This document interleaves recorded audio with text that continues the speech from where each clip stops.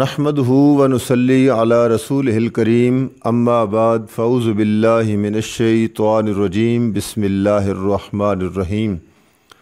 ایک سوال کا جواب دینا مقصود ہے، کیا غیر مسلم کے ساتھ کھانا کھانا یا اس کا جھوٹا استعمال کرنا یہ شرعاً کیسا ہے؟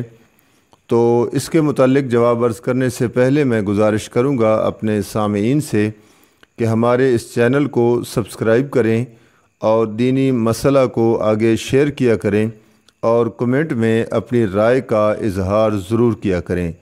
تو چلتے ہیں جواب کی طرف کہ اگر غیر مسلم کے ہاتھ یا منہ میں کوئی نجاست و ناپاکی نہ ہو جیسے شراب وغیرہ، تو اس کا جھوٹا کھانا کھانا یا پینے کی کوئی چیز پینا جائز ہے، بشرطے کہ وہ کھانے یا پینے والی چیز فی نفس ہی حلال اور جائز ہو، حرام اور ناپاک نہ ہو، کیونکہ غیر مسلم فی نفس ہی ناپاک نہیں ہوتا۔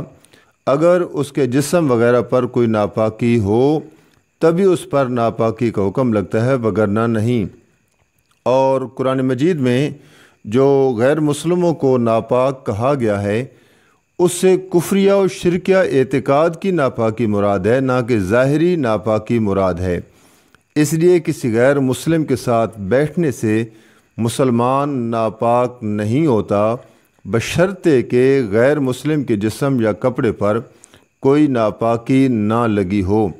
اس لیے غیر مسلم کے ساتھ کھانا کھانا اور اس کا جھوٹا استعمال کرنا، بشرطے کہ وہ استعمال شدہ چیز فی نفس ہی حلال ہو، یہ شرعاً جائز ہے۔ البتہ اتنی بات ضرور ہے کہ بلا ضرورت و مجبوری غیر مسلموں کے ساتھ کھانا کھانے میں یا کوئی چیز پینے میں اور ان کا جھوٹا استعمال کرنے میں احتیاط کی جائے، اس کو عادت نہ بنایا جائے۔ واللہ عالم بالصواب۔